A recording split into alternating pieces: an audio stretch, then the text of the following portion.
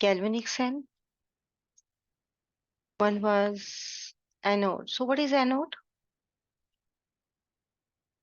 What compartment is anode compartment? Anode. What happens in the anode compartment? Oxidation, reduction.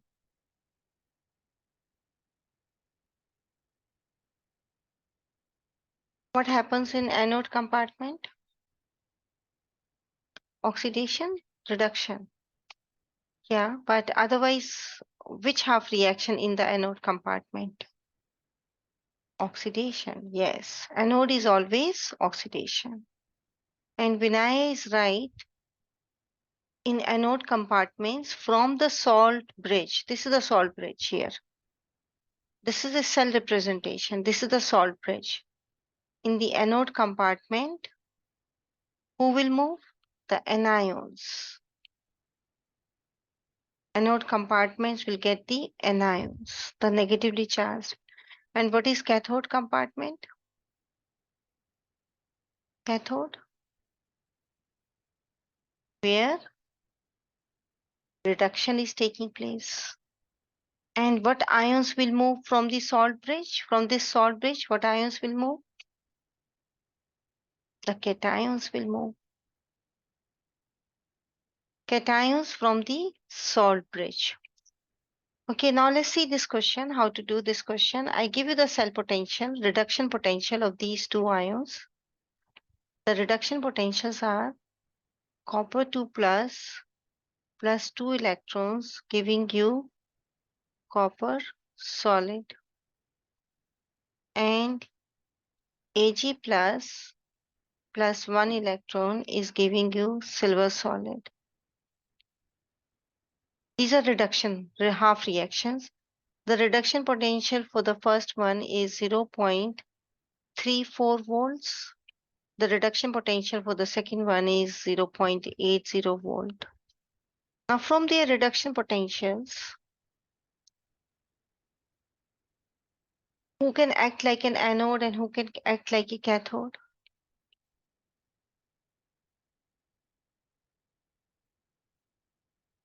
From these reduction potentials.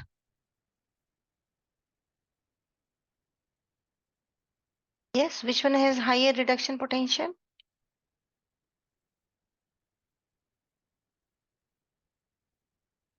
Yeah, this will act like cathode because this one has higher reduction potential. See, 0.80. And this will act like anode. Then in that case, it will become a galvanic cell. Calculate E node cell. E node cell is 0.80 E node cathode minus E node anode. Remember the equation we were doing? E node cathode minus E node anode. And this value will be a positive value. Yeah, plus 0.46 volt. This is a galvanic cell. And what's the overall reaction? Overall reaction. Now you have to write down the anode reaction in the reverse way, right? Write this reaction in the reverse way, the above anode reaction. It will be copper solid reverse because this is anode. Anode means oxidation. 2 copper 2 plus 2 electrons. And this cathode reaction I will take as such. Give you this silver solid. So above is oxidation. This one is reduction. Add two half reaction. Can I add them or should I do something?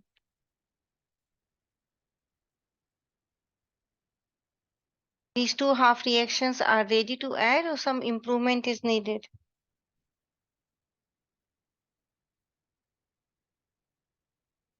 You need to multiply it by 2. Why? Because there are 2 electrons here. Electrons must cancel out. Yes. Good, Vinaya. Very good. Then you have copper solid. plus 2 Ag plus, giving you copper 2 plus 2 Ag solid.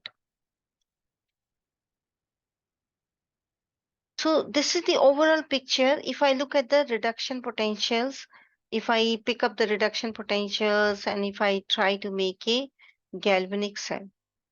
But the question is different. Okay, that's the just to give you a review.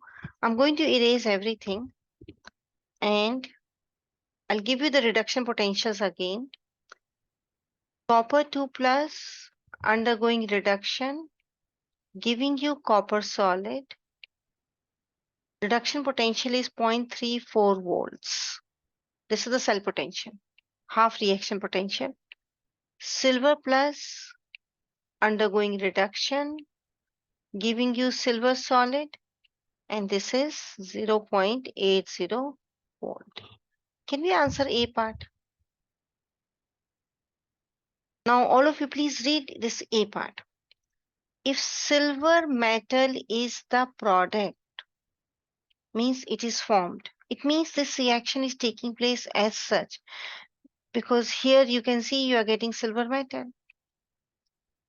So this reaction is taking as cathode as reduction. Is the cell a galvanic cell or electrolytic cell? So what does it mean? It means that this is taking place as such. And it should be cathode then. Only then you will get silver metal. Then this will become anode, right? So what is anode cell? Anode cell is anode cathode minus anode anode. And the value we just calculated above, 0.80 minus 0.34, and we were getting a positive answer. Positive answer means, is it a galvanic cell or electrolytic? Yes, what's the answer, dear? Here, what's the answer? Is it galvanic or electrolytic? Yes, Sudeep, Dhruv, Sanjana. What type of cell is this? When the answer anode cell is positive. Is galvanic? Yes. Is spontaneous. Delta G is negative. K is greater than 1. Is spontaneous. You can generate electricity. That's the answer of the A part. Let's do the B part. B. Read the question carefully for the B part.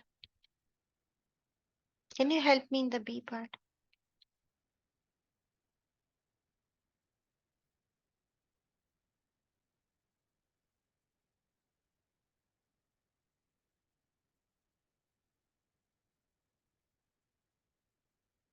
We are doing the B part. In the B part, you want copper metal. So which reaction can give you copper metal? This reaction. If you take this reaction as such, then you are getting copper metal, right? And if I'm taking it as such, then what is it? Anode, cathode, this one.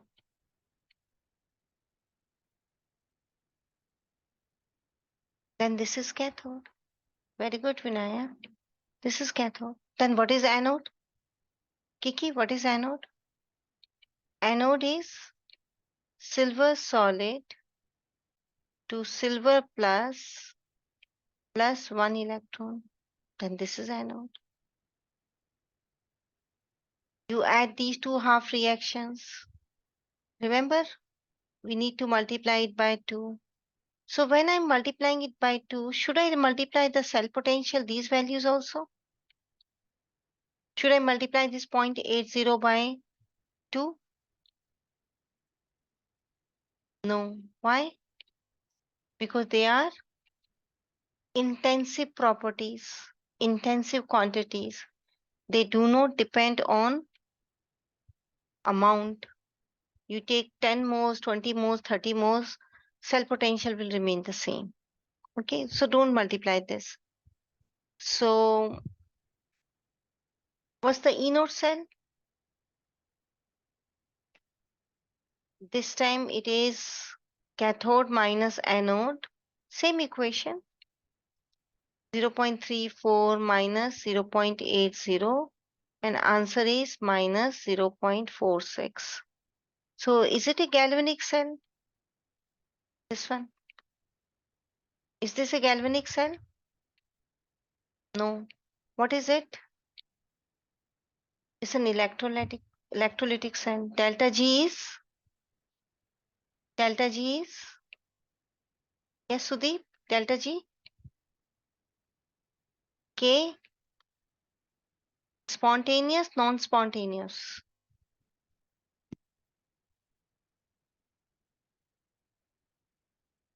Yes, Lasya, start answering. Delta G is positive. K is less than 1. Non-spontaneous reaction. Right? So that's the B part. Describe the direction of flow of electrons. So how the electrons are flowing here? Can you label the direction of flow of electrons in this diagram, in the B part? In the B part, who is cathode and who is anode? This is cathode. I'm talking about the B part. And this is anode. So how the electrons are flowing? Electrons are always flowing from oxidation compartment to reduction compartment. Means anode to cathode. Electrons are always flowing from anode to cathode, always. From oxidation to reduction.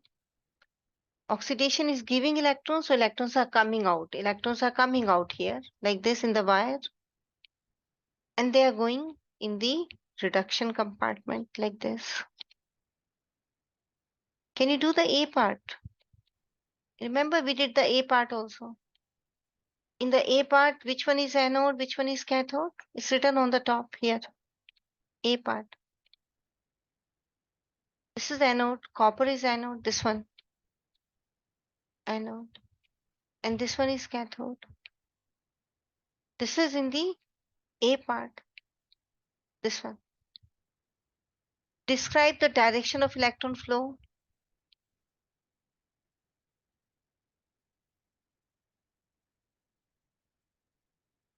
Describe the electron flow. Yes, anyone?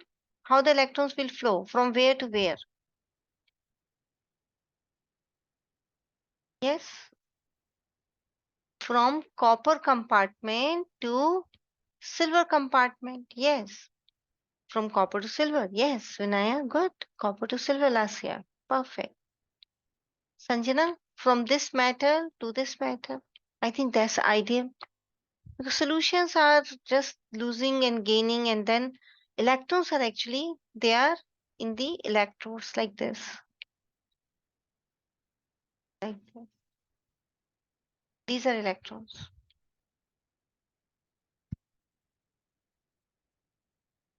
Okay, can we see the C part? If the above cell is a galvanic cell, determine the standard cell potential. If it is a galvanic cell, I think in the starting, I did this question. If you want to make a galvanic cell, you want to have a spontaneous reaction. Potentials are given here. Who will act like anode and who will act like cathode? That you are going to pick up from the cell potential values. The one with higher cell potential will work like cathode.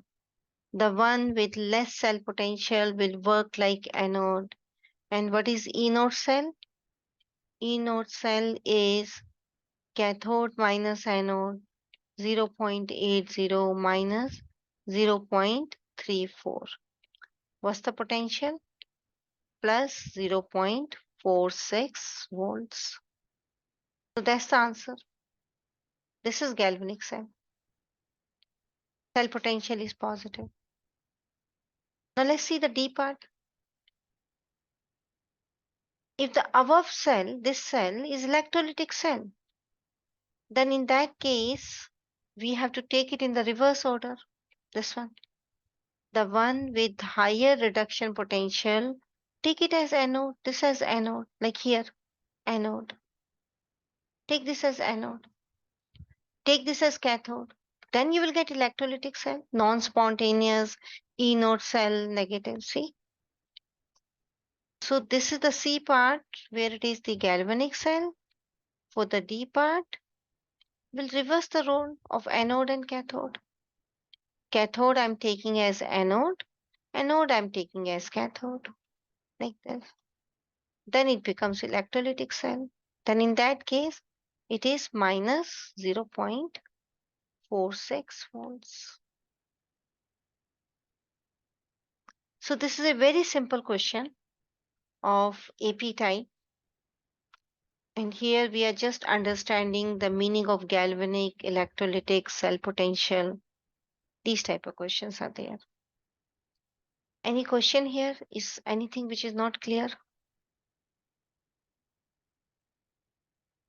So before I move on to the next topic, one very simple question. Is it clear to all of you? Please answer here in the chat. Sudeep, any problem in understanding this question? Kiki, Lasya? Yeah. Siri, you are not answering. Answer this question. H plus 2 electrons giving you hydrogen gas. You remember? What's the half cell potential here? What is E naught value for this reaction? Do you remember this? This one. What's the reduction potential? Anyone? Very special electrode, reference electrode, SHE, standard hydrogen electrode. What's the cell potential? Yes? 0.00 volt. Remember I was telling you about this. In the table I was showing you that this is the reference. Rest all are made with reference to this one. 0.00 volt. Yes, Kiki. And if I give you another one, for example, your zinc 2 plus 2 electrons, giving you zinc solid. E node cell is minus 0.76 volts. So my question is, which one will act as anode and which one will act as cathode? Can you answer, all of you? Who will act as anode and who will act as cathode?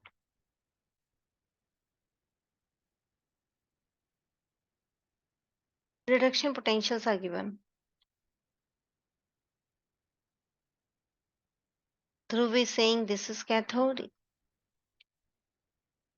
Yes, and this is anode. Yes, yes, Siri, very good. Sudeep, is it okay? Okay, now I'm giving you another question. Which one has more higher tendency of undergoing oxidation? Zinc solid, try to understand and then answer. Which one has more tendency to undergo oxidation? Zinc solid or hydrogen gas? Which one? Yes, zinc solid. This one, yes, good. So zinc solid can be oxidized and hydrogen gas has less tendency to undergo oxidation. Which one has more tendency to undergo reduction? H plus or zinc 2 plus? Who has more tendency to undergo reduction? More tendency to undergo reduction. Which one? H plus or zinc 2 plus?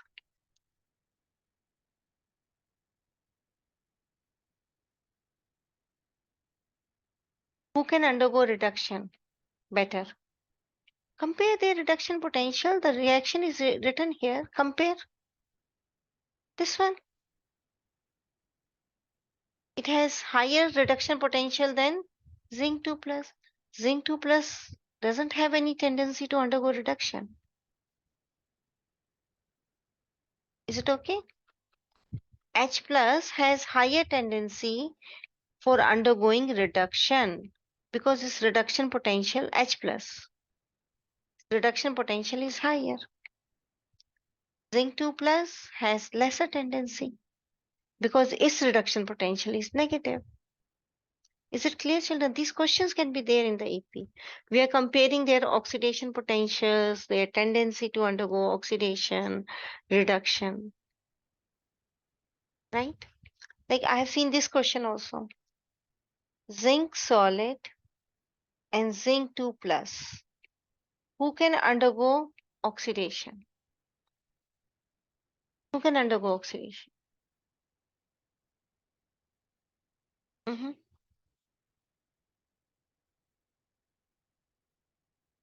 Yeah, answer this. Are you getting confused here, children? Out of these two, which one can undergo oxidation? And that's the wrong answer.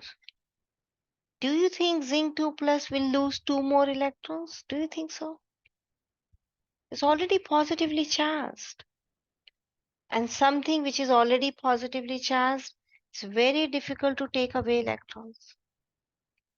This can undergo oxidation. Check the reverse. Minus reduction potential means the oxidation potential will be positive.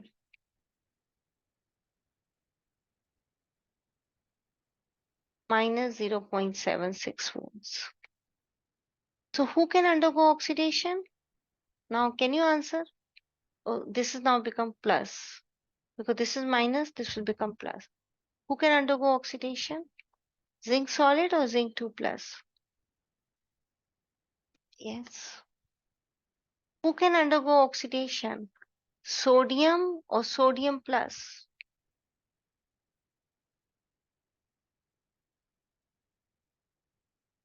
Sodium. You cannot oxidize this further. It's already with the octet. It's already with the positive charge. Mg or Mg2 plus. Which species can undergo oxidation? Mg or Mg2 plus? Oxidation means I want to remove electrons. Mg, not Mg2 plus. Okay. One last question based on this. H plus and H2. Answer very smartly. Which species can undergo reduction? H plus or hydrogen gas?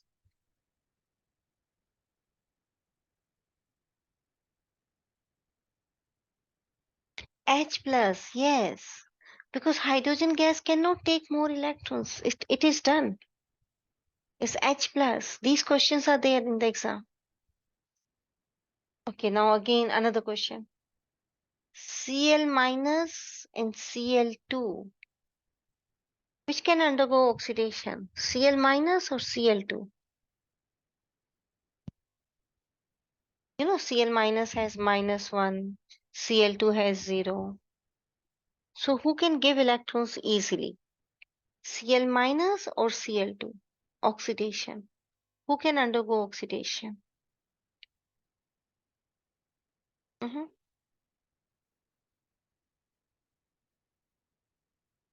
Yes, Cl minus, not Cl2. Yes, very good. Cl minus can undergo oxidation. Why? Because it can lose electrons, it has negative charge. But Cl2, do you think Cl2 can gain more electrons? No, it's done. Its octet is done. It has all 8 electrons. If you look at the electron configuration, if you look at the Lewis dot diagram of Cl2, it cannot take more electrons. It's done.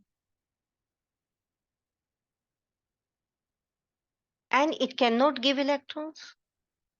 If you think that it can give electrons, it cannot give electrons because giving electrons means Cl2 is acquiring a positive charge. But these are non-metals. Non-metals, they don't acquire positive charge. They don't lose, they gain electrons. So that is the reason this will never undergo oxidation, Cl2. Cl minus can undergo oxidation. I'm giving you another example. Br plus, Br minus, Br2. Which substance can undergo oxidation, which can undergo reduction, and which one will stay like this? No change. Which one has more tendency to undergo oxidation reduction? Can you find out what Br plus can do? Is it going to gain or lose? Br plus. Is it going to gain or lose, children? So it can undergo reduction. It has more reduction potential as compared to Br minus and Br2. What Br minus can do? Br minus is with octet like this. This is the Lewis dot symbol of Br minus. It can only lose. It cannot gain. It's done. So it is the one who will undergo oxidation. So these two have more tendency to undergo reduction and oxidation as compared to Br2, which is actually with complete octet, no charge. You are understanding this? Anyone with not with clear picture of what I'm teaching? Dhruv, is it clear? Sanjana?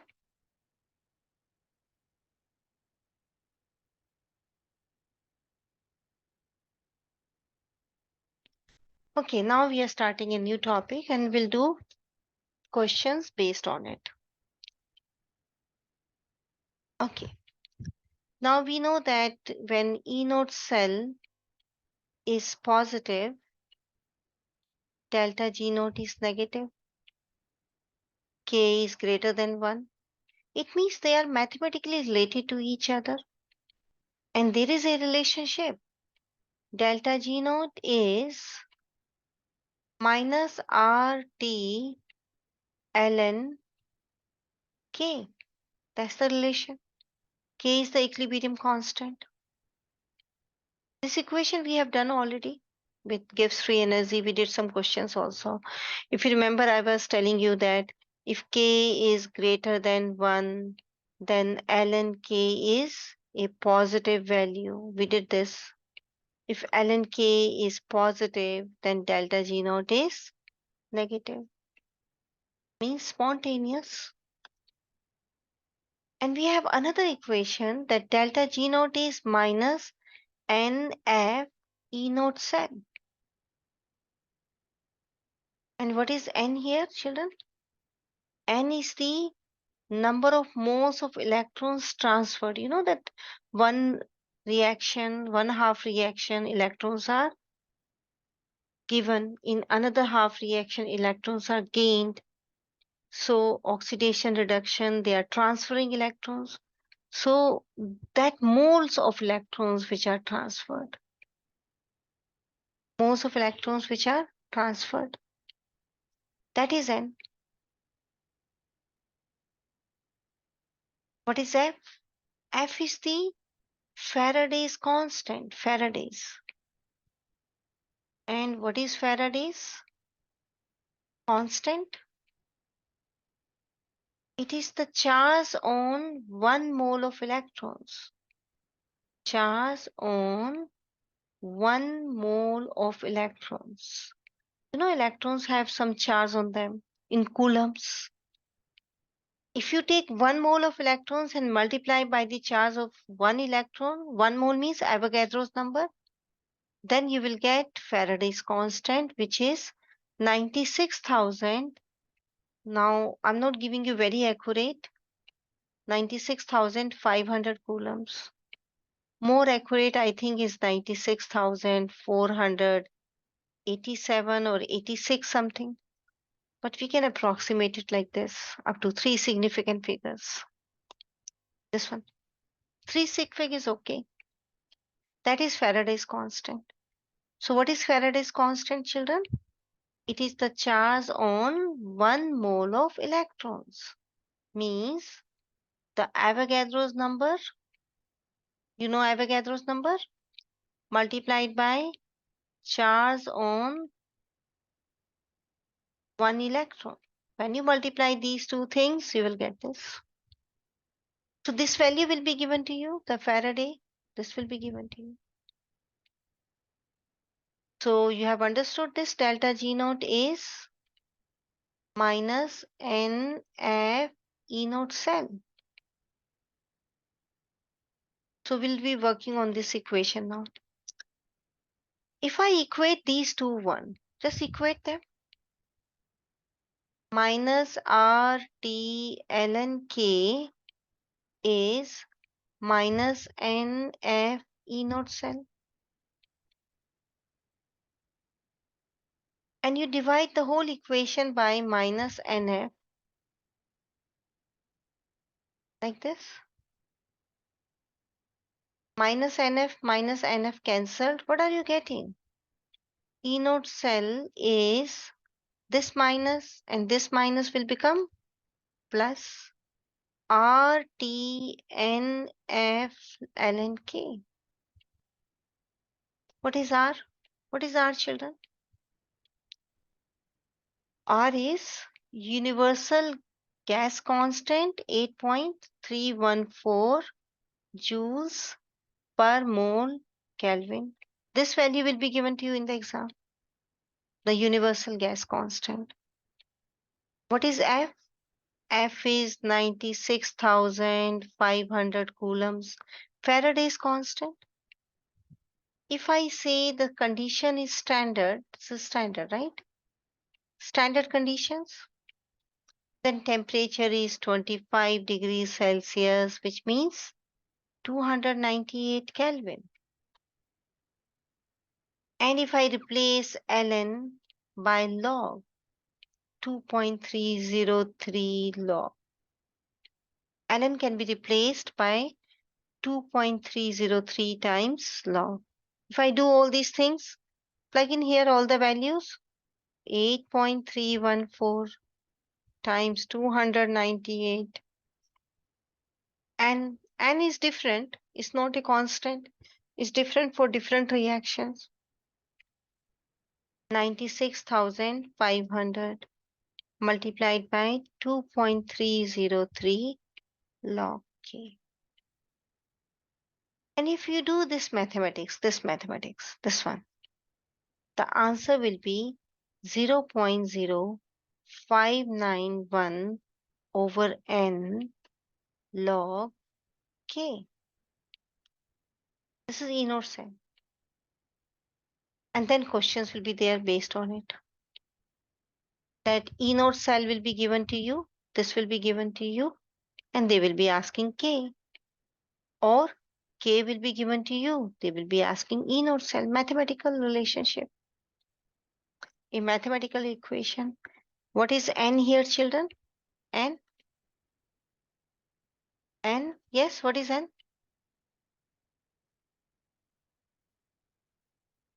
What is N? Mm-hmm.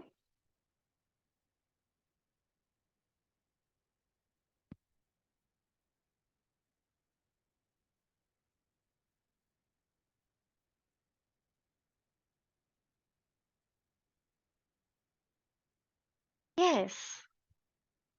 It's not the charge on moles of electrons, it's the moles of electrons transferred. It's a redox reaction, right? Redox. We are doing reduction oxidation. So electrons are taken and given. Whatever amount of electrons finally in the equation are taken and given, that is M. So do not forget about this. You should know how to calculate it from the balanced equation. So we have understood these equations, this one and this one. They will be given to you in the exam, but you need to practice them, right? This equation we have already done. This is the new equation, and this is another new equation.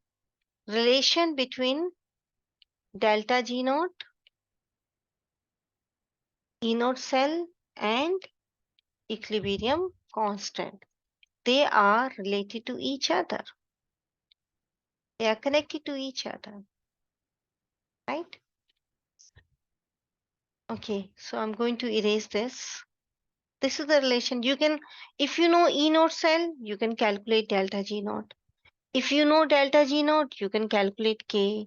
If you know K, you can calculate E naught cell. They are all interconnected to each other, like this. This also we have already done. If delta G naught is negative, reaction is, yes, reaction is spontaneous. Cell is, what type of cell? E naught cell is positive.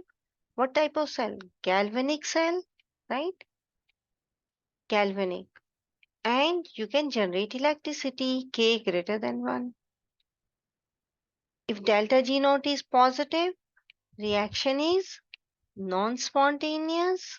Your cell is, what type of cell? E naught cell is negative. So what type of cell? Type. Yes, we have done only two types of cells. Galvanic cell and second is, yes, Vinaya, electrolytic cell. So then it is an electrolytic cell and K is less than 1. Reactants are more favored. Reactants are more, products are less. So multiple choice question will be based on this table. And if delta G naught is 0, yes, delta G naught can be 0 only when your K is 1. What is ln1? ln1 is 0. If K is 1, delta G naught is 0. If delta G naught is 0, then E naught cell is also, see, they are related. If this is 0, then this is also 0. See? So in that case, reactants and products are equally favored. They are equal in amount. That's why K is 1. Okay. Now this is about your relation between delta G naught, E naught, and K. So can we do this question?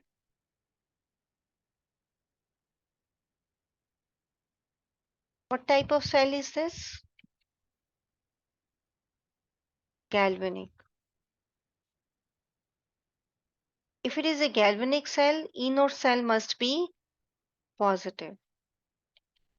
If you want E naught cell to be positive, then you can decide from here who will work as anode and who will work as cathode. Yes, children?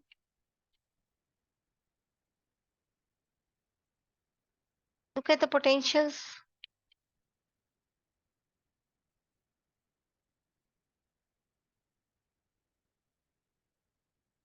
Okay, there is some correction needed here.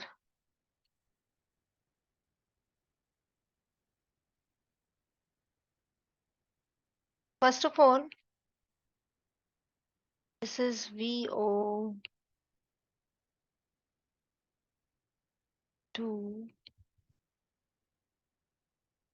Yeah, it's this. I'm changing this equation. It is VO2 plus 2VO2 plus. What is this? Oxidation reduction. Check the oxidation numbers because they are not telling you what they have given. That they are not telling you. Check the oxidation number. What's the oxidation number of vanadium here? Remember we were calculating yesterday X plus 2 times minus 2. Each oxygen is minus 2 is plus 1. Sudeep, is it clear? What is X? Plus 1 plus 4 plus 5. Yes, very good. What is here? X minus 2 is plus 2. So it is 0 here, right? Is it 0? X plus minus 2 is plus 2. The charge is plus 2. Oh, yeah, not 0, plus 4. Thank you very much, Dhruv. It's plus 4, not 0, sorry. Good. Going from plus 5 to plus 4, how many electrons are gained or lost? Kiki, how many? Sanjana?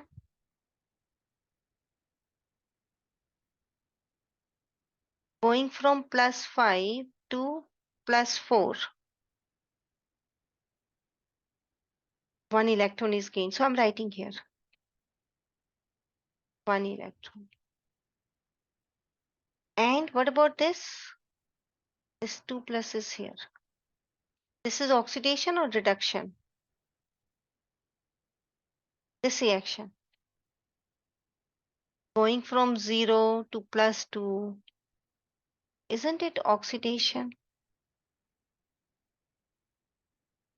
So if I ask you to write the reduction potential, like this is the reduction potential, 1.00 volt.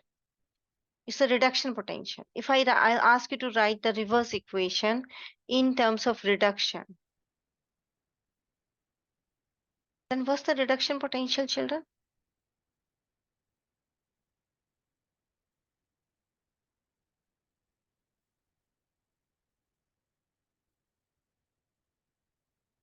Here it is VO2. I'm answering what Vinaya is asking. Here it is VO2, Vinaya. There are two oxygen. So it was plus 5, the oxidation number. And then it is VO2 plus. One of the oxygen is removed. So there is no increase in charge. Yeah, we are not looking at these charges. We are looking at the change in oxidation numbers to identify what is oxidation, what is reduction. And oxidation number is per atom. Vinay is saying that why you have taken this as reduction where the overall charge is increasing. She's looking at these two charges.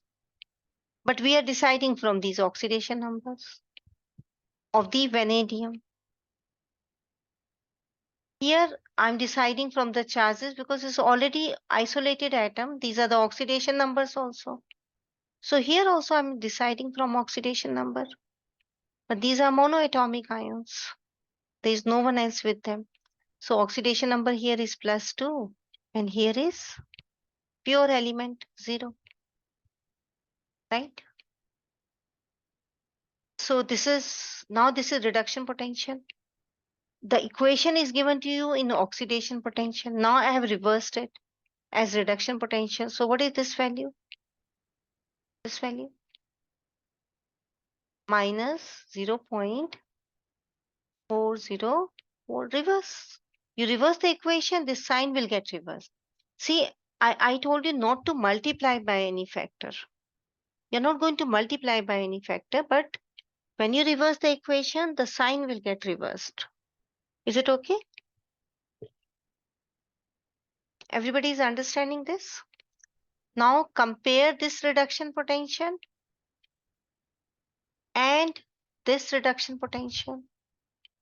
Compare the reduction potential and now decide who is anode and who is cathode. Mhm.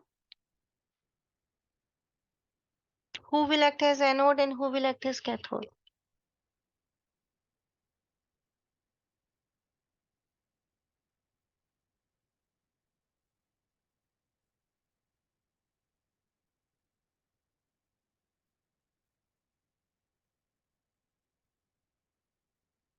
Yes, E note cell.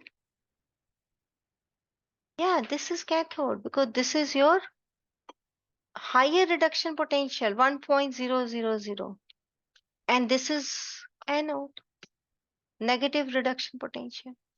So E node cell is E node cathode minus E node anode. So Sudeep, what's the answer? What's the E node cell? 1.00. You remember I told you in this equation we will take the reduction potentials only. That's why I asked you to reverse the equation and write it in form of reduction potentials so that you can compare and you can identify your cathode and anode. Minus 0.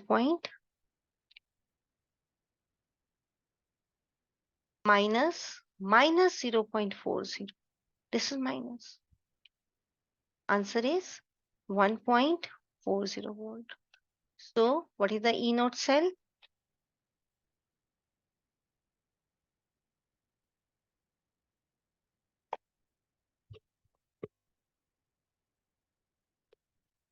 Yes. And this is a galvanic cell. It's positive. And they're asking galvanic cell. That's why we decided the one with higher reduction potential as cathode, the one with lesser reduction potential as anode. Now you have E node cell. Can you calculate delta G node, children? Delta G node is minus NF E node cell. Do you know what is N here? N. How many electrons? Just focus on the electrons. Here you are writing 1 electron. Here it is 2 electrons. So naturally you have to multiply the whole equation by 2. Remember? Don't multiply this 1.00. Leave it. The equation will get multiplied by 2. 2, 2, 2. To match these 2 electrons. It's gaining 2, it's losing 2. So what is N? N is 2. And you have to take from the overall equation, not from the half reactions. You will see that how many electrons are given by one half reaction, how many are taken by another half reaction. The amounts should be same, equal. You pick up that value. So N is 2. What is Faraday's? 96,500. What is E node cell? 1.40. This answer will be in standard units, standard international units. What is the standard international unit of delta G naught? Joules per mole, not kilojoules. This is coulombs, this is volt, so it will get converted into joules per mole. You divide by 1000 and you will get kilojoules per mole. Is it okay? What's the answer, children? Can you get the answer here? What's the value of delta G naught?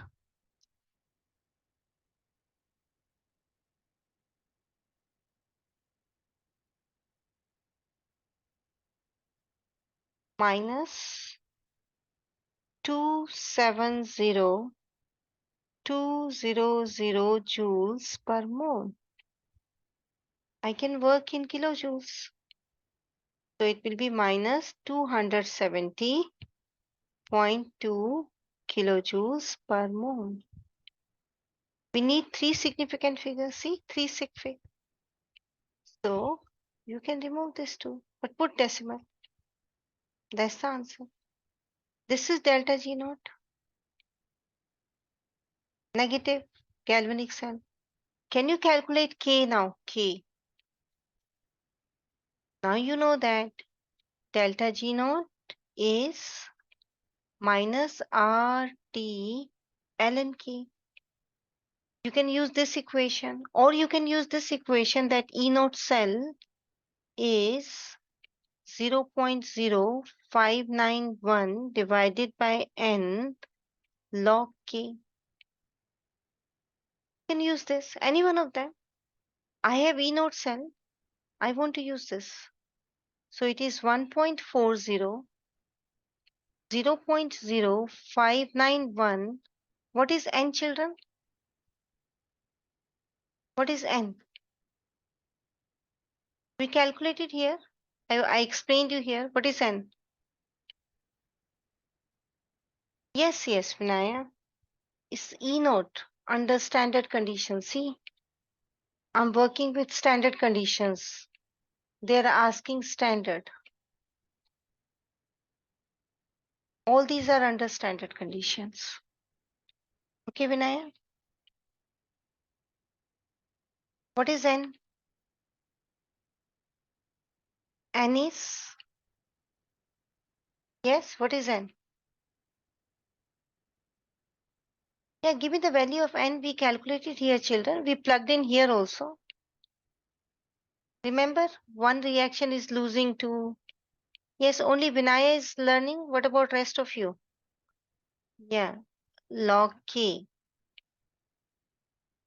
Lasya, Saranya, you're not answering. Sanjana, Siri, Kiki, are you clear about the number of electrons? Now you get the value of log K. Log K is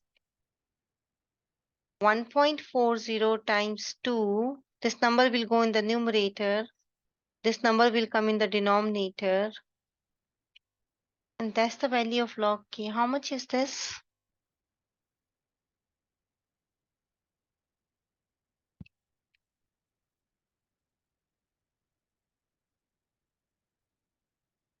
$47.37.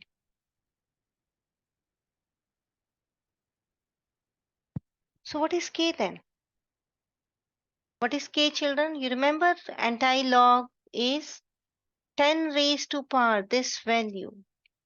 This is K, 47, 10 raised to power 47.37.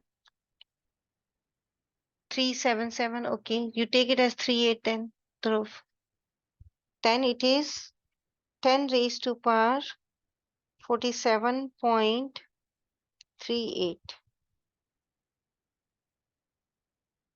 So it is 2.40 times 10 raised to power 47. Can you see such a big value of K? K is very big here. Very big value of K means reaction is very spontaneous. You will get a large amount of electricity here. This voltage is quite high, this one. 1.40. So you have understood the use of this delta G naught equation, delta G naught, NF, E naught cell. Please understand this N. This is the thing which children are forgetting. Rest all are given already. They will give you the equations. They will give you F value. They will give you this equation also, this one. All the equations will be given to you. So where you can do error in N. And what is N? That when you write down the oxidation reduction reactions, N is the number of electrons which are transferred in the overall reaction. The one which you are going to cancel. Like when I add these two, I will cancel these. This is N.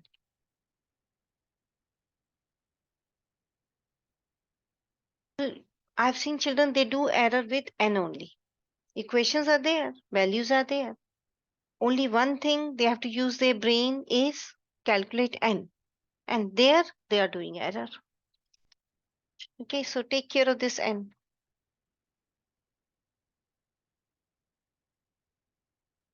Okay, now we are on the Nernst equation.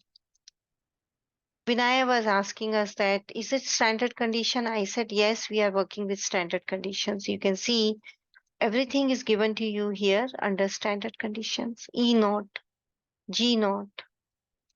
But now what happens if it is not a standard condition? Not a standard condition. And for that, we are going to learn Nernst equation. Some schools are saying that Nernst equation is not the part of learning, but it's not so. We are going to learn it, we are going to understand the equation, and we are going to use it, but without doing any mathematics. Without mathematics, we are going to use it. It's a very important thing to understand. Lee Chatelier principle is also valid here. So try to understand Nernst equation, right? And then how to use it in different types of questions. Okay, so what is Nernst equation?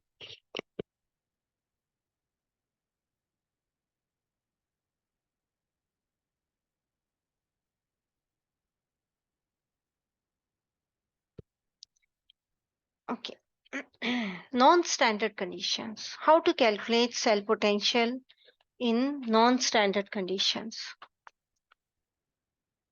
Non-standard condition cell potential will be Ecell. Non-standard condition delta G will be delta G. This one. This one. There is no not. And this non-standard delta G is equal to delta G naught plus RT ln Q. Q is, you know, that non-equilibrium state. Like, for example, I have this kind of reaction. Ag plus aqueous plus Cu solid undergoing oxidation reduction to give us silver plus copper 2 plus. I need to balance the equation because you can see here this is 1 plus and this is 2 plus. So I'll take 2 silver plus. So what is Q here? Let's say this is non-equilibrium, non-standard non-equilibrium. What is Q? Can you give me the Q expression, children? It is the concentration of copper 2 plus, this one, divided by concentration of Ag plus raised to power 2, this 2. I have not included copper solid and silver solid. Yes, Dhruv, very good. This is Q. So okay, sometimes they write it like this, copper 2 plus, this is oxidized. See, this is getting oxidized, copper to copper 2 plus.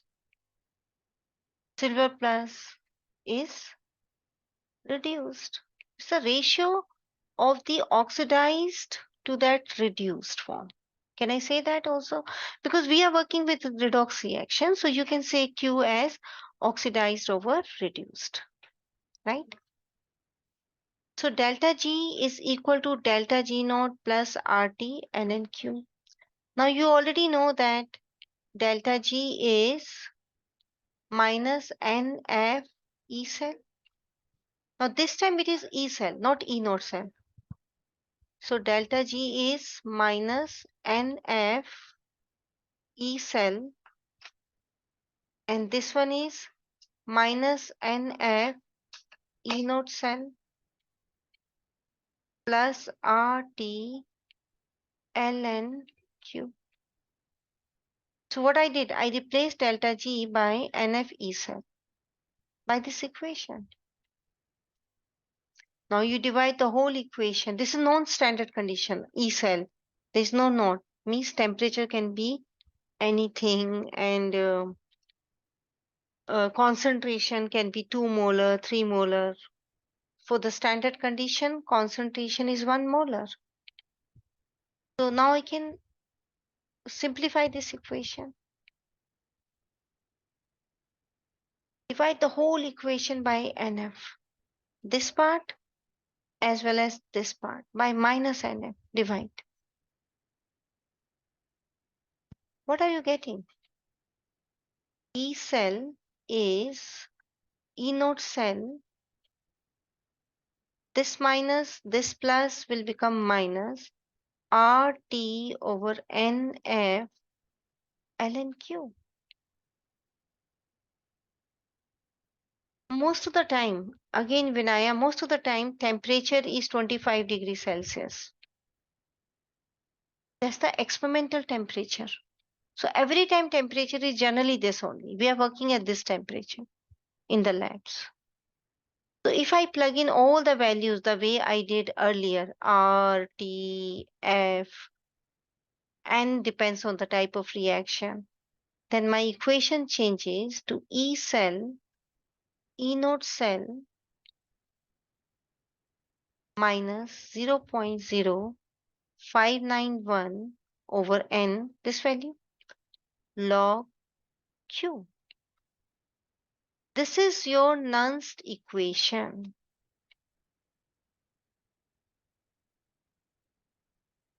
Equation will be given to you. You have to understand the meaning of the equation. This derivation which I have done here, no one is asking. In the exam, they are not asking, derive it. That I've given you just to make you understand that how I'm going from delta G non-standard to E cell. They are interconnected to each other.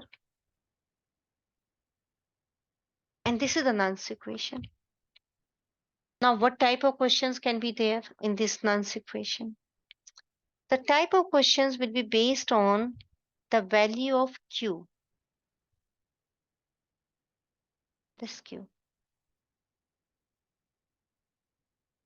So you are going to answer these questions. Ready? If Q is, please answer these questions. If Q is greater than 1, ln Q will be positive or negative? These are the only questions which you will see there. ln Q will be positive or negative? Yes. If you take natural logarithm of a value greater than 1, plug it in your calculator. Yes, Dhruv, very good, is positive. Nasya, Siri, you are understanding this? Is positive. These are very simple questions. I don't want you to lose marks on these questions. If ln Q is positive, then this complete expression, this one, will remain negative or it will become positive. This complete. It will remain negative. If it remains negative, then E cell, this E cell, this E cell will be greater than E node cell or less than E node cell. Think mathematically. This will be greater than E node cell or less than E node cell.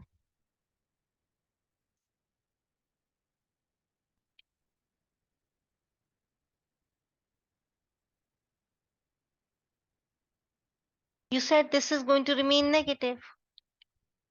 So E cell, you will get E cell after subtracting this value from E node cell.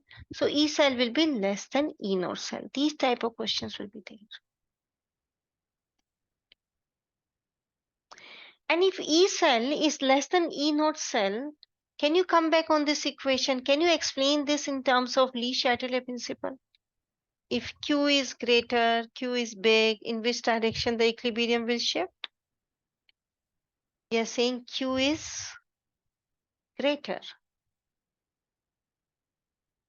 than K. In which direction the equilibrium will shift?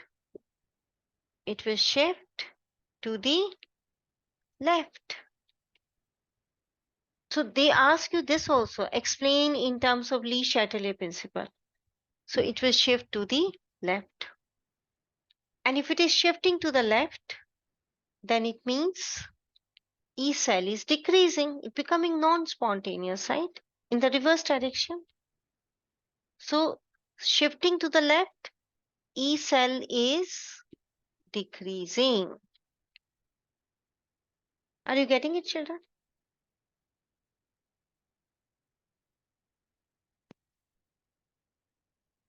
So can you see that how the Lee-Chatterley principle is combined with the Nernst equation, how mathematically and in terms of equilibrium we are trying to understand that if Q is big, then reaction will shift in the direction of the reactants. If it is shifting in the direction of the reactants, E cell is decreasing, which mathematically is also visible to us from Nernst equation. Can we do the second part now? All of you are ready to answer? Answer the second part. In the second part, Q is less than 1. Q is less than 1. If Q is less than 1, ln Q is less than 1. ln Q is negative. Then this number, this complete number will become negative or positive? This this log Q, or you can say log Q. This log Q is negative, so this complete number will become positive. If it is positive, E cell will be greater than E naught cell or less than E naught cell. What do you think? E cell will be greater than E naught or less than E naught?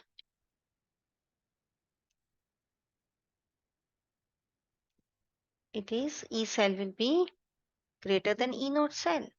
If Q is less, in which direction the equilibrium will shift? If Q is less, Q less means products are less because Q is product over reactant. If Q is less, it means copper 2 plus is less. Then it will shift in this direction. And if it is shifting in this direction, it's becoming more spontaneous, going more in the direction of the product, more spontaneous. More spontaneous means E cell will increase. These are the questions which can be there on Nernst equation. Just increase, decrease, explain in terms of Le Chatelier principle like this.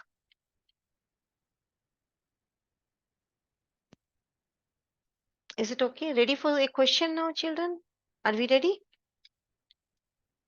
Okay. Question will be given to you. All of you, please read the question. And I'm giving you equation. E cell. How will I come to know that which equation I have to select from the formula sheet? See what they are asking. Predict whether E cell. So they're talking about E cell and E naught cell. E cell, E naught cell, I can compare only in Nernst equation. So you pick up the Nernst equation from there, from the formula sheet. Log Q. Okay. I think we need to know what is the reaction here. So this reduction potential will be given to you. This one is 0.80 volts and this reduction potential is 1.70 volts. Maybe I will be in error here, but it's okay. We can use it because we are not going to do any calculations, right? We need to know the equation only. So who is anode and who is cathode for the galvanic cell? Galvanic cell, see? So who will work like anode and who will work like cathode? Yes, please.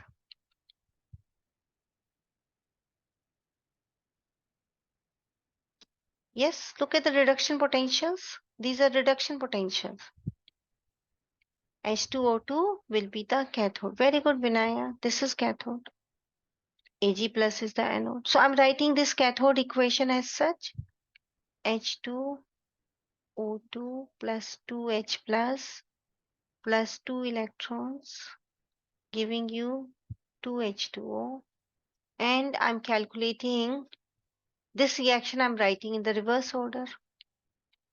Ag giving us Ag plus 1 electron.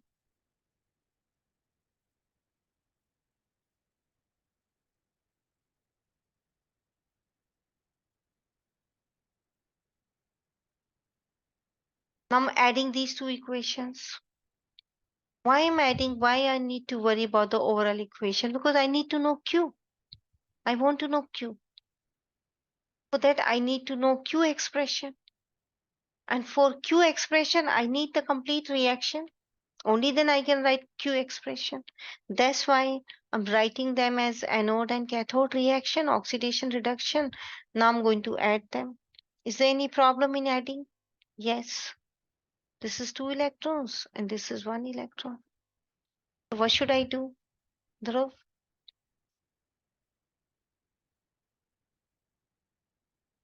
Right? So these 2 electrons cancelled.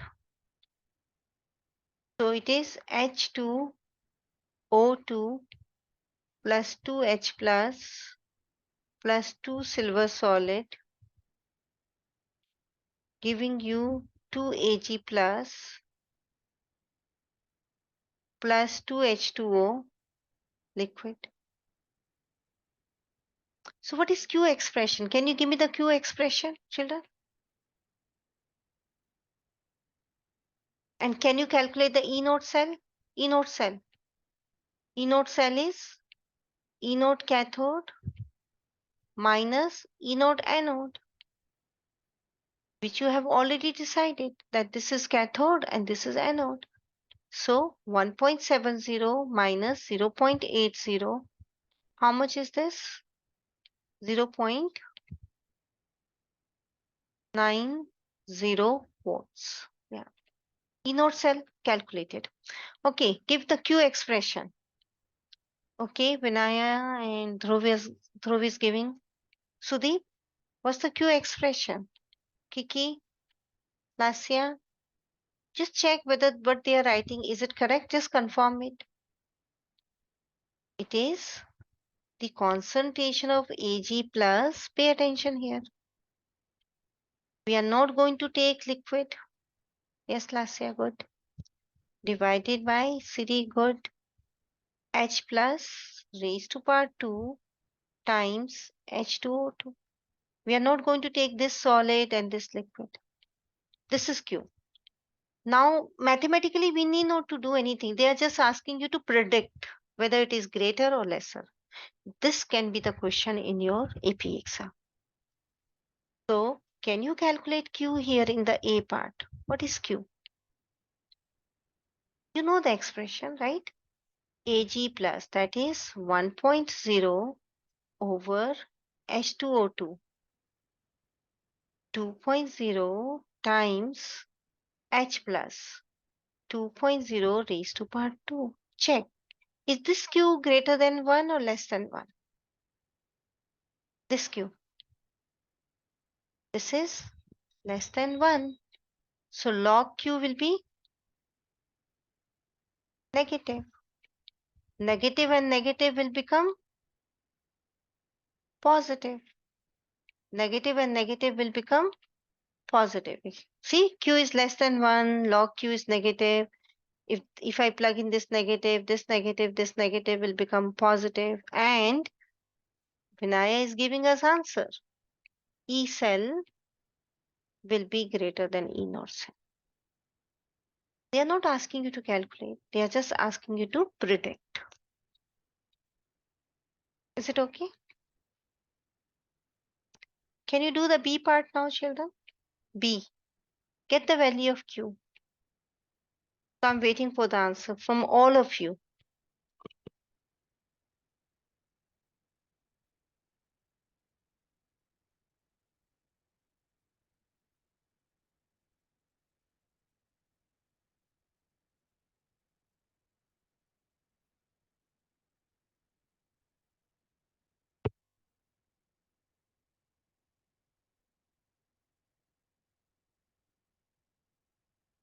Use this equation. Plug in the concentrations given here. Check whether Q is greater than K1 or less than 1. Just tell me that. Is Q greater than 1 or less than 1? In the B part.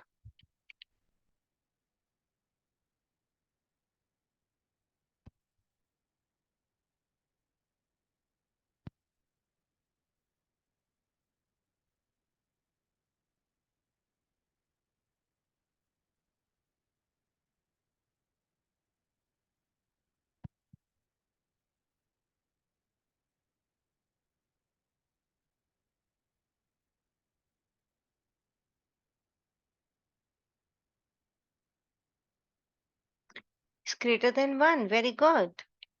Then log Q will be, I hope everyone is doing calculation. Log Q will be positive. Now go back to Nernst equation. Here, this is positive, this one. So this will remain negative, right? And E cell will be less than E node cell. Is everybody getting this? So how to do these type of questions? First, you identify, they are saying galvanic cell. So identify your anode and cathode based on reduction potentials. That will be given to you. And once you have identified your anode and cathode, then you write down the equation as oxidation and reduction. You add the reaction, get the overall reaction. Write down your Q expression. Use these values to know whether Q is greater than 1 or less than 1. If Q is greater than 1, reaction will go in the reverse direction. It means E cell will be less. If Q is less than 1, then products are less, reaction will go in the forward direction and Q will be greater than 1. Those who are not answering, is it okay? What I just explained. Okay, Lasya, good. Okay, 1 second.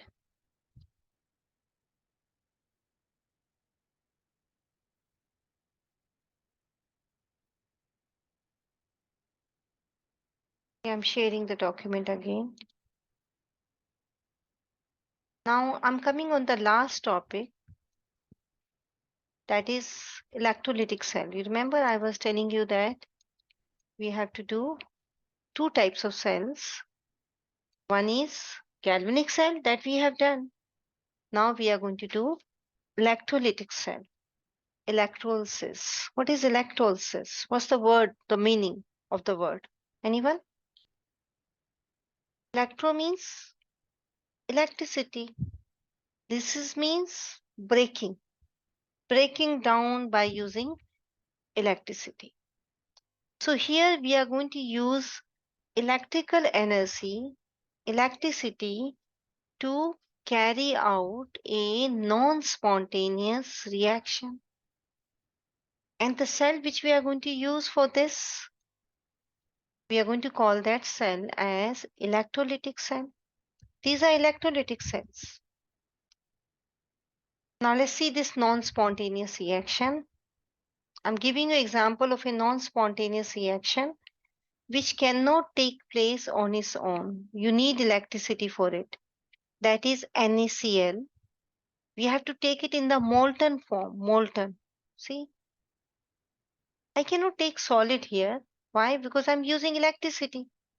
Electricity cannot travel in the solid. This is again a question in AP exam. That in the electrolytic cell, we are taking substances in aqueous form or in molten form. Why can't we take them in the solid form?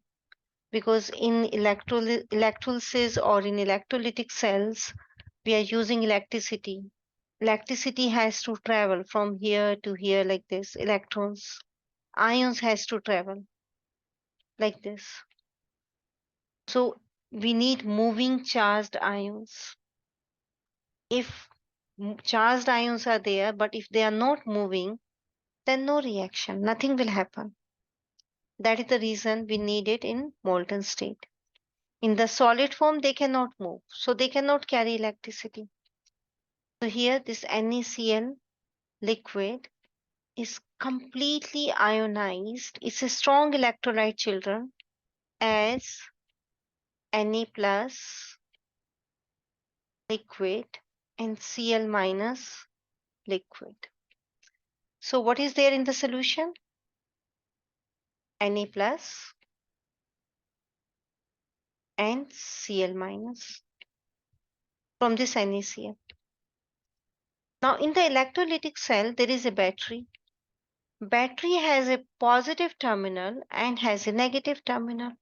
You know, all the batteries, they have positive and negative. What we are doing, Sudeep? What type of cell is this? Yes, Kiki, what type of cell we are doing? What's the name of this cell? Electrolytic cell. And in electrolytic cell, what type of reactions we are going to do? Non-spontaneous. Delta G positive. E node cell negative. K less than 1. We are going to carry out these reactions here. Sudeep, you are there? You are understanding everything?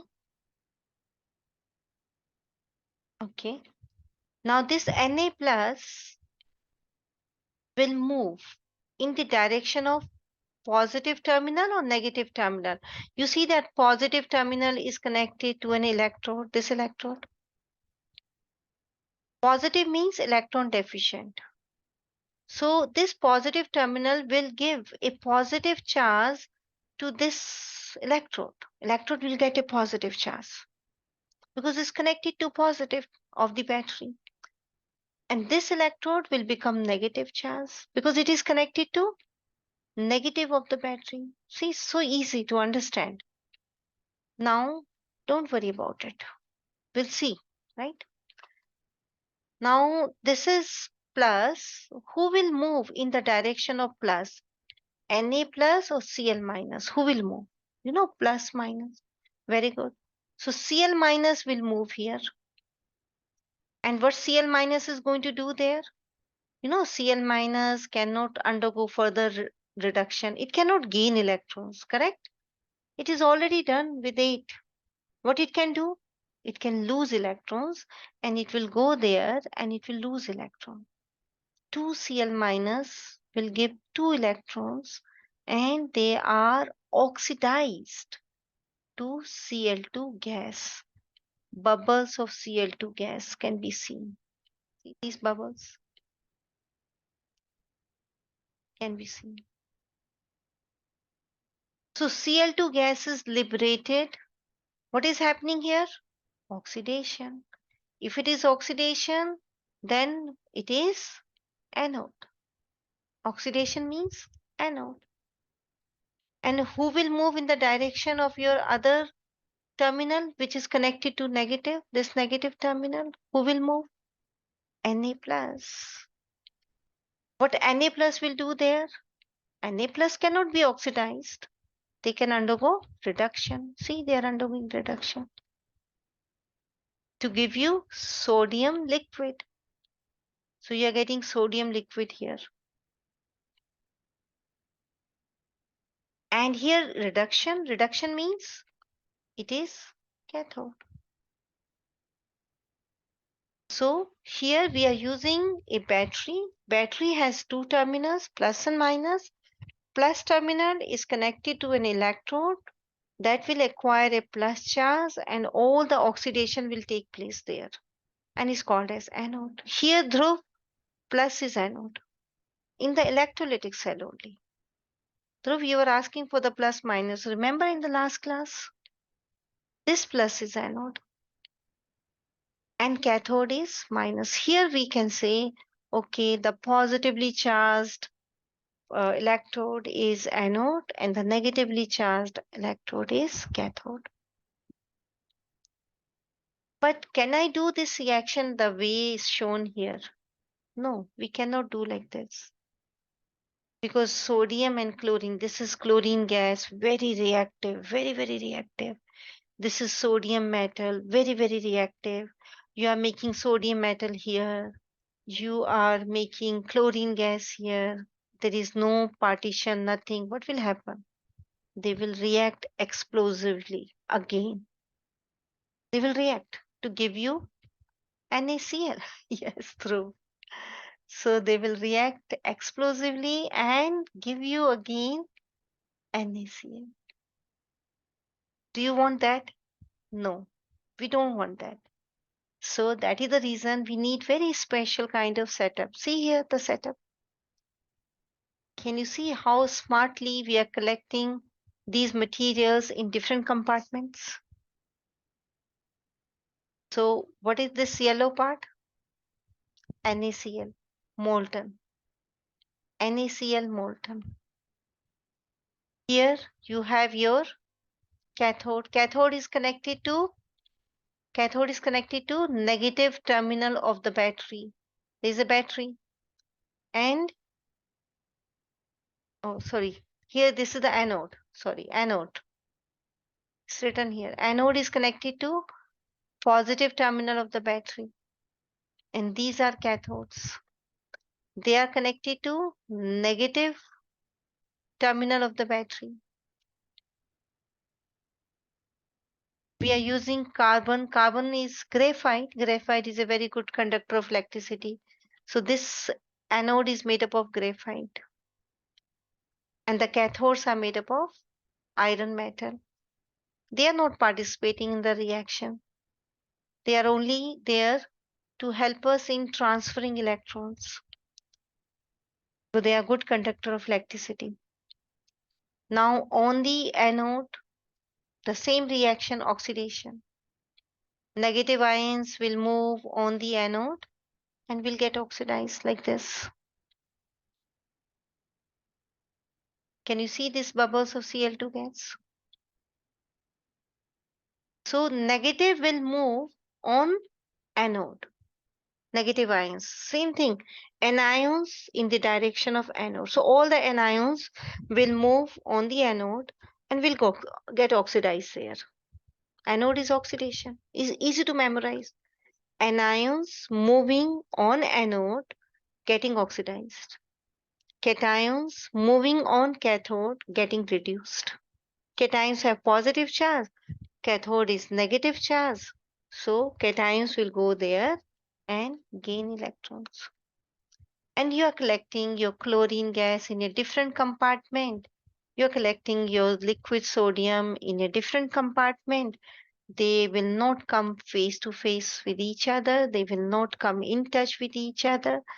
So very safely you can collect them because they are very reactive. Is this electrolytic cell clear? Can we do one more? And you people are going to help me? Okay. One more.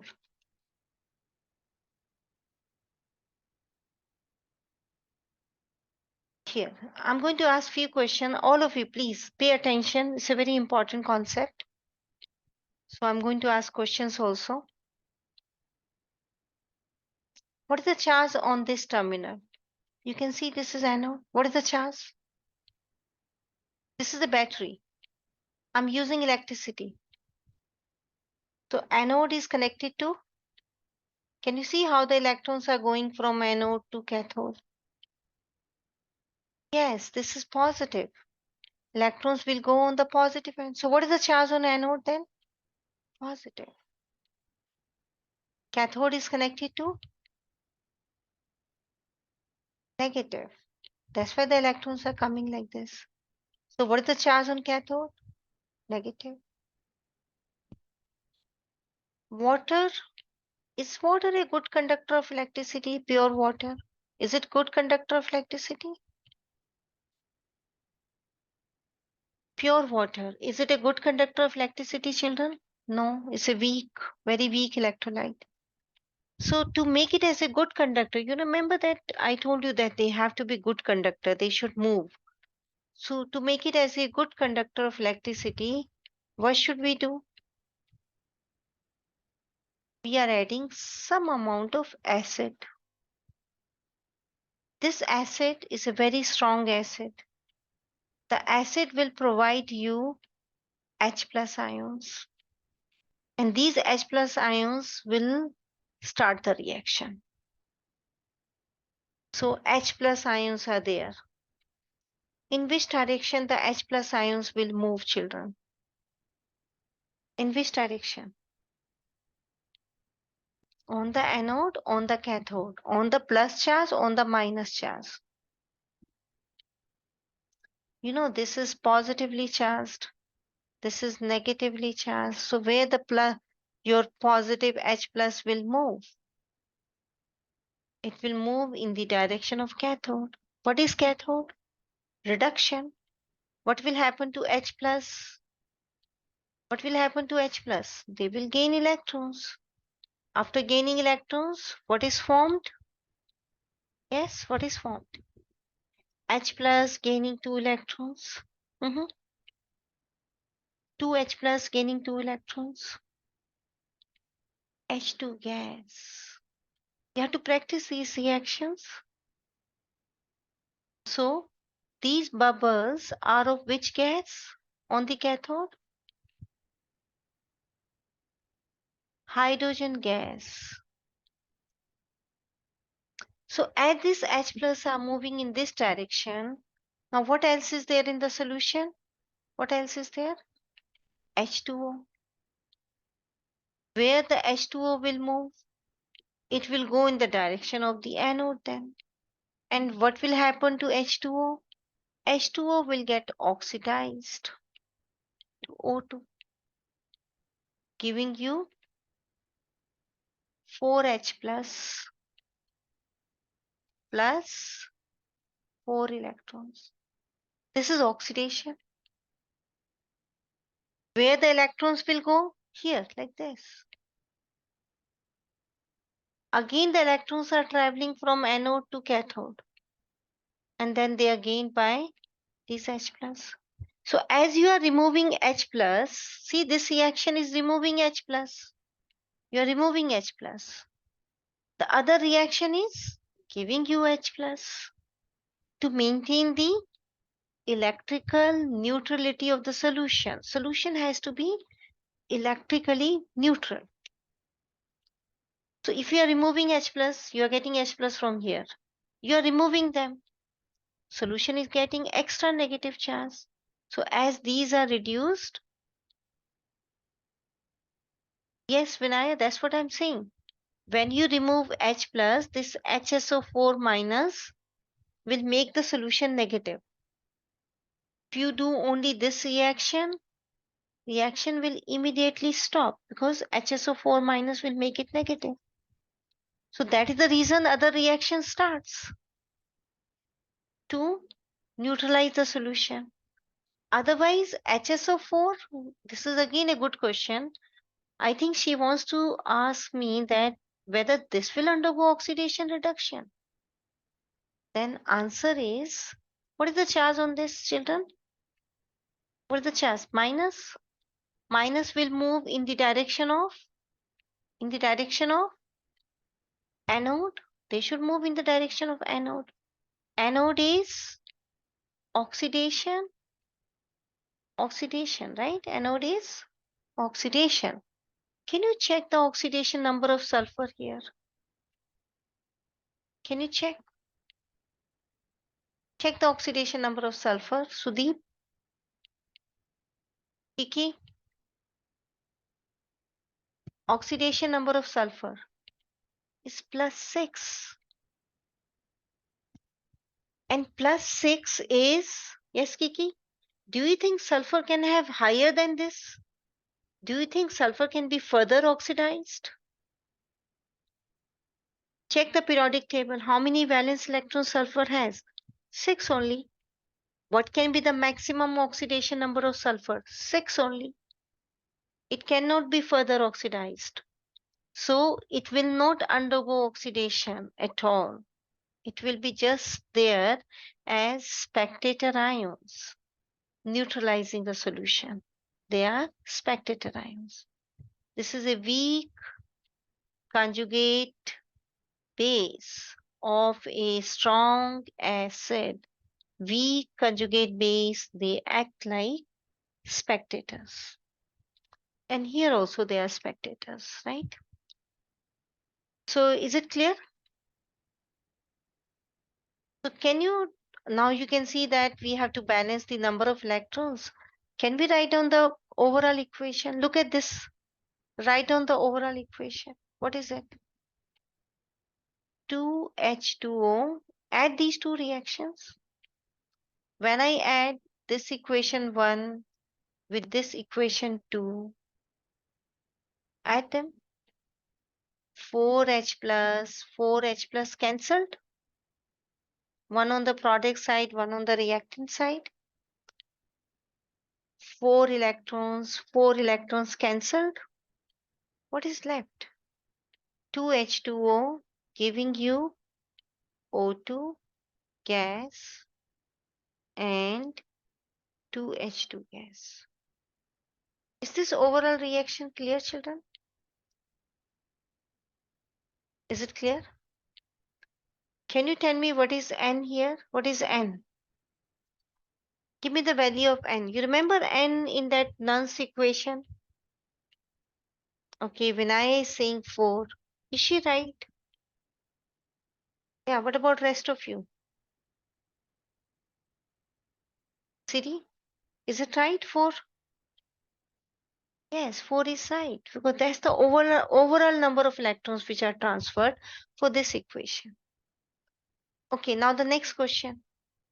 Where can I see the bubbles of O2 gas? You can see these bubbles. Can you identify them? Which one is O2 and which one is H2? O2 is formed on anode, oxidation. See oxidation O2 here.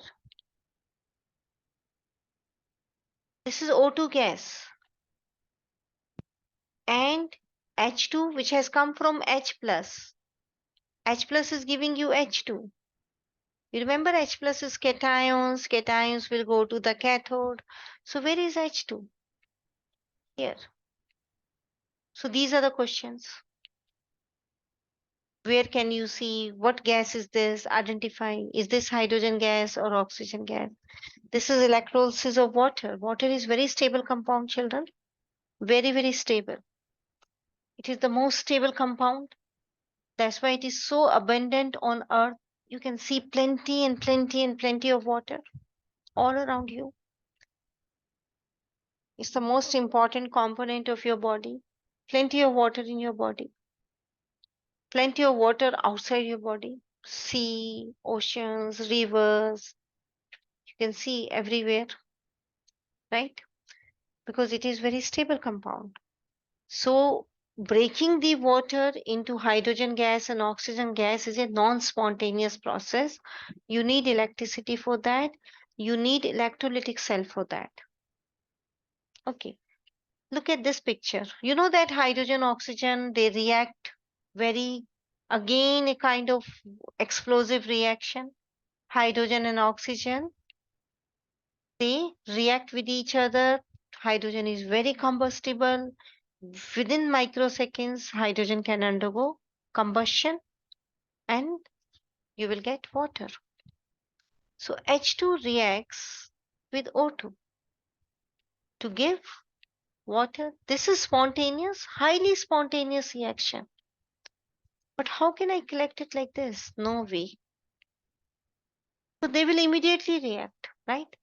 So again, we have to set up an setup in which I can collect them separately. See this setup? These are burettes, titration burettes.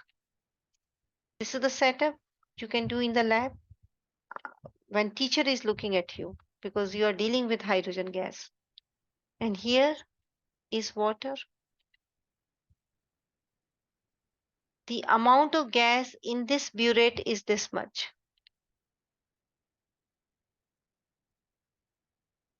The amount of gas in this burette is this much. Can you tell me which gas is hydrogen gas and which gas is oxygen gas? One is less, other one is more. Which one is which? Go back to this equation, this one. Which gas is formed more? Which gas is formed less? Mhm.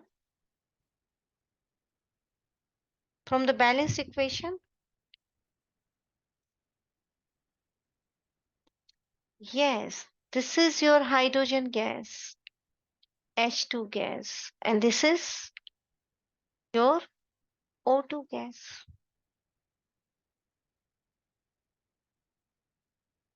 H2 gas formed is double of O2.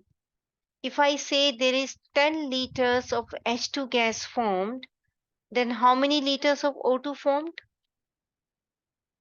If H2 is 10 liters, then O2 is 5 liters. So this can be a question in the exam. So I'm going to share one question, similar question with you. Okay, so you have understood the meaning of your electrolytic cells and how we are using a battery, how to identify anode and cathode. Can you tell me which one is anode here out of these two? And which one is cathode? Hydrogen gas is liberated on the cathode. So this is cathode, this one.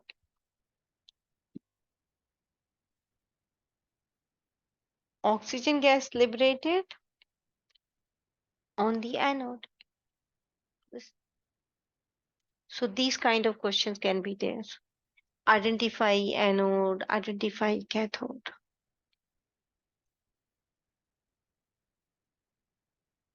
Any problem here? Everything is okay?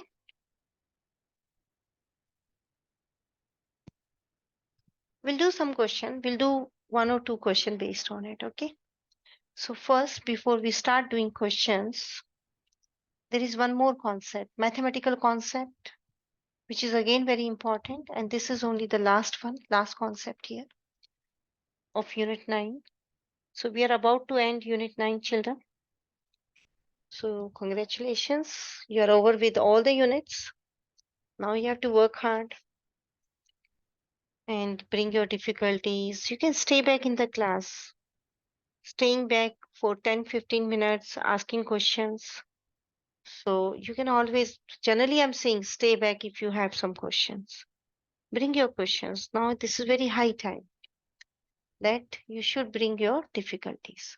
The last concept, children, the last concept is based on relationship between the current, time, charge, Faradays, and then amount, and then grams.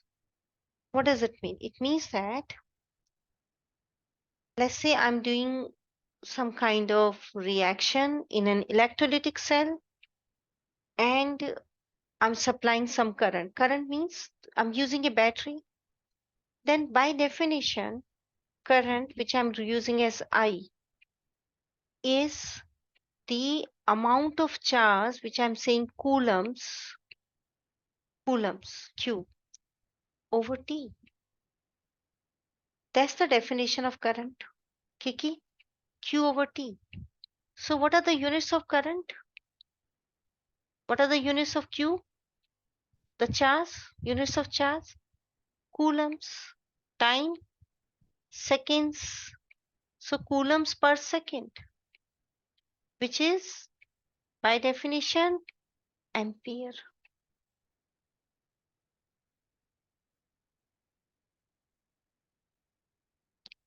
And if I rearrange this equation, then Q, coulombs, the charge is I times T. Means if I multiply the amount of current supplied with how much time, like I have set up an electrolytic cell, there is a battery, and the battery is connected to two electrodes. One is anode, other one is cathode, like this. And the battery has, now they are immersed in a solution like this. This is plus, this is minus. So this battery is supplying some current, which I'm using as I, and oxidation reduction is taking place. And the current is supplied for some time, like 20 minutes, 30 minutes, like this. So that is time, T. I can calculate the amount of charge supplied in the solution. And then I know that 1 mole of electrons are 96,500 coulombs. I know this. So I can convert my coulombs to moles of electrons. See, coulombs to moles of electron by using this ratio.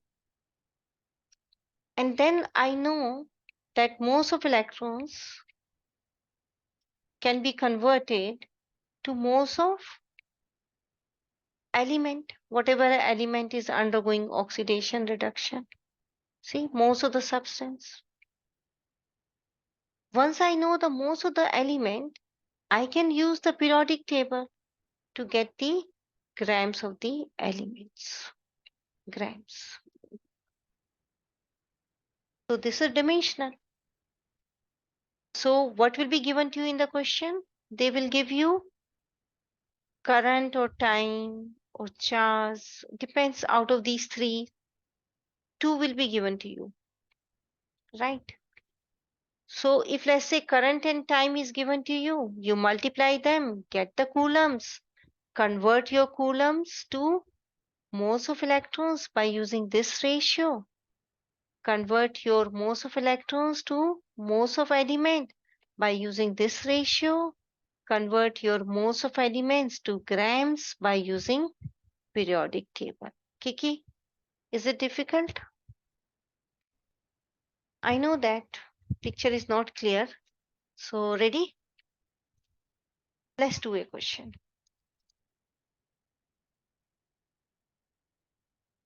This question. This question is based on the same concept. How much calcium will form in electrolytic cell where molten calcium chloride is used? Molten calcium chloride means calcium 2 plus. This is going to give you calcium 2 plus, gaining 2 electrons, giving you calcium solid. Where? On the anode or on the cathode? Can you identify where this reaction is taking place? Anode or cathode? This reaction is taking place on the anode or cathode? Mhm.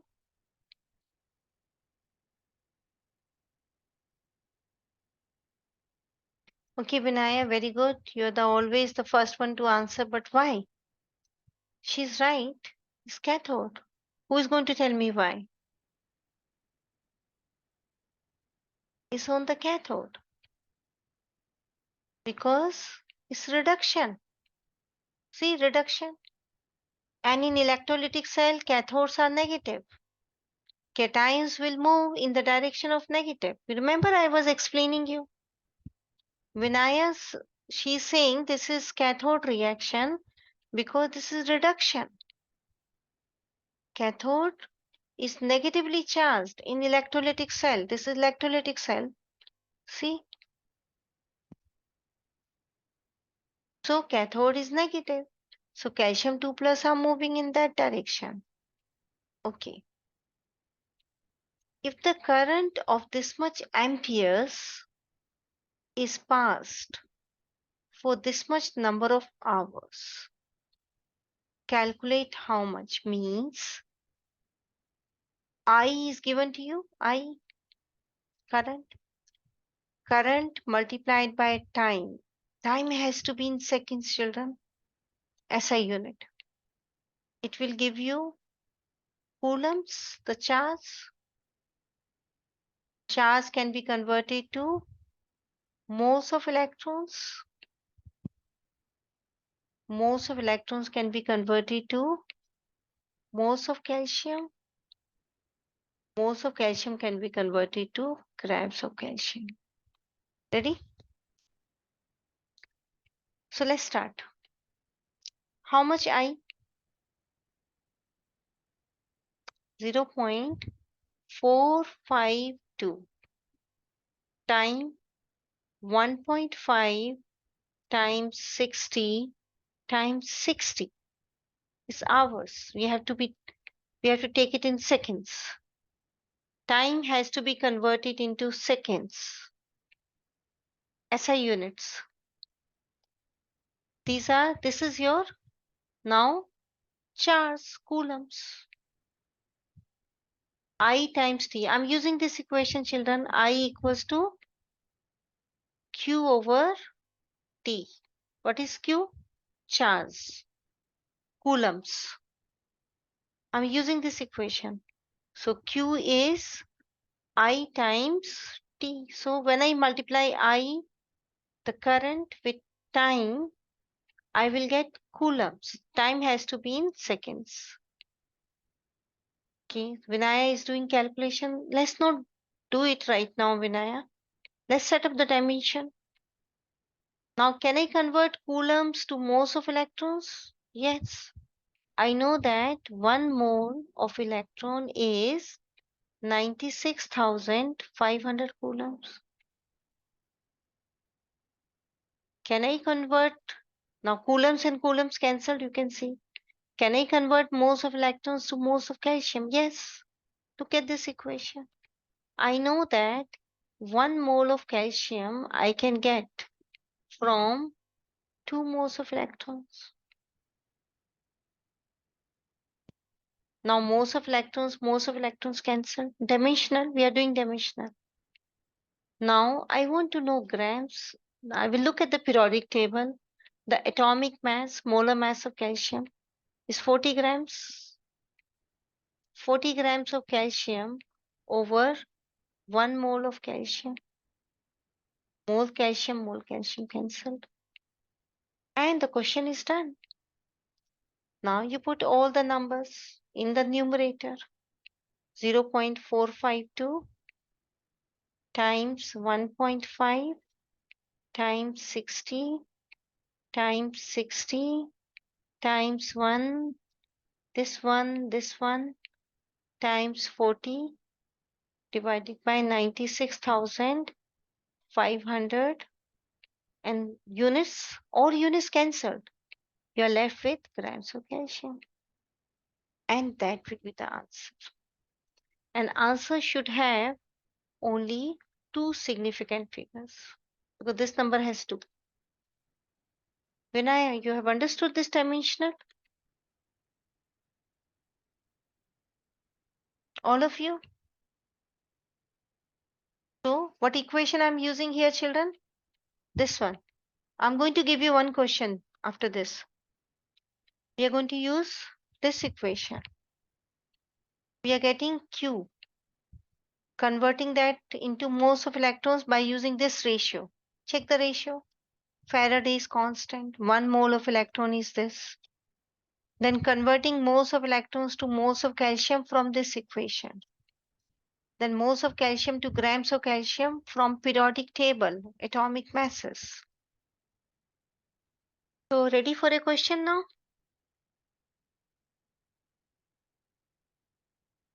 Can you work out this answer first, all of you, please? And then we'll do one last question.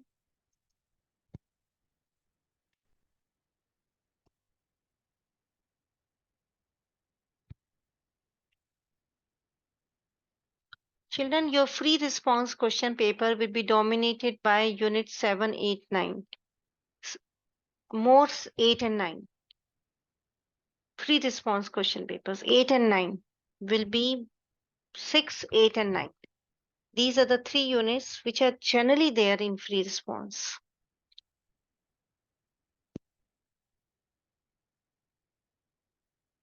You will definitely going to get one question from unit 9. One question, 100%. Because what AP people, those who are making question paper, they are working according to the time when you have done these questions. So generally in most of the schools, these topics are covered in the month of Feb and March. April is revision and May is exam. So they focus more on the topics which we have done in the last. So what's the answer? Anyone doing?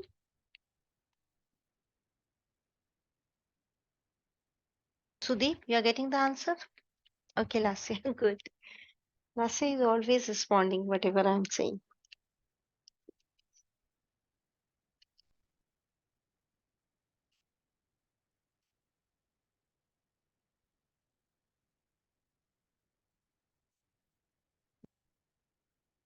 And please express your answer in 2 sig fig. I got the answer. Anyone else? Sudeep, you're getting the answer? Kiki?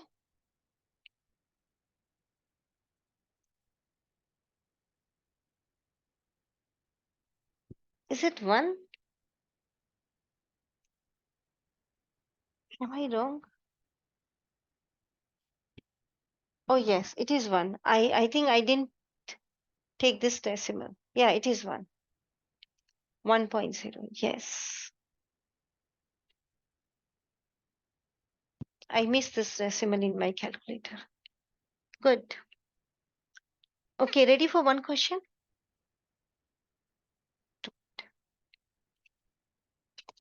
We'll do more questions during review classes. We'll do only one of it. Read the question carefully and let's do A part.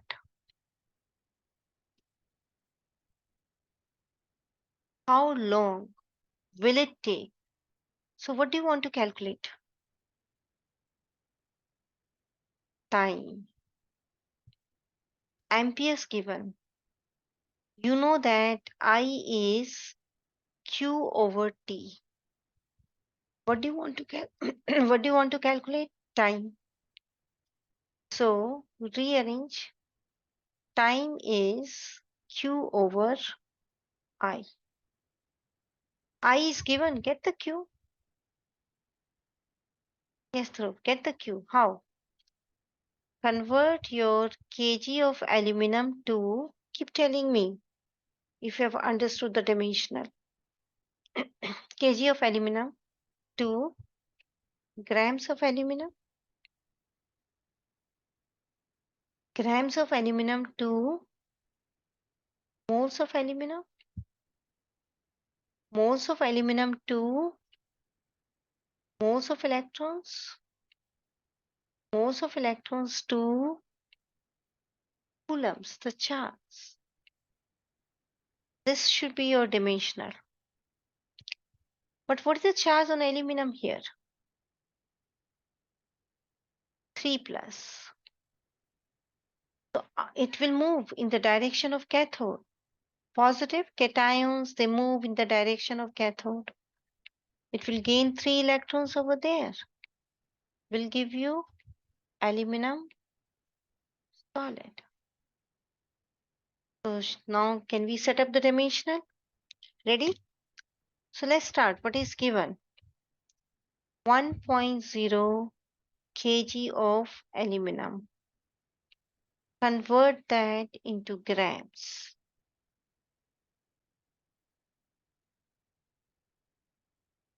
Convert that into moles. Grams to moles, I will check the periodic table. I know that in the periodic table, 1 mole of aluminum is 27 grams of aluminum. You have the periodic table next to you, children? Check it. It is 26.99 something. So I'm taking 27. Aluminum. Then, can you tell me this ratio? Moles of aluminum to moles of electrons. Yes, how much? From this equation. 3 moles of electrons for 1 mole of aluminum. From this equation, this one. 1 mole of aluminum is gaining 3 moles of electrons. Then can I convert moles of electrons to Q, the charge? Yes. 96,500 coulombs over 1 mole of electron. 1 mole of electron, yes. This ratio. Cancel the units. Kg, kg, grams, grams, moles, moles, moles, moles. Yes, the way Dhruv is writing. So it is 1.0 times 1000. And the final answer must have how many significant figures? How many significant figures for the final answer? Mhm. Yes, two significant figures from this number. And once you have these coulombs, how much is this, children? And can you calculate the time very fast using this equation? So T equals to, okay. So Dhruv, can I take it as 1.07 and then 10 raised to power? How much? 1, 2, 3, 4, 5, 6, 7. Is it correct? Coulombs? Yes. Divided by 100 amperes. And get the answer. That answer will be in seconds. And you can divide it by 60 or 3600 to convert that into minutes or hours. But put the answer in two significant figures only, 1.0. From here, answer should be in two significant figures. So I think answer is 1.1 times 10 raised to power 5. This is the answer.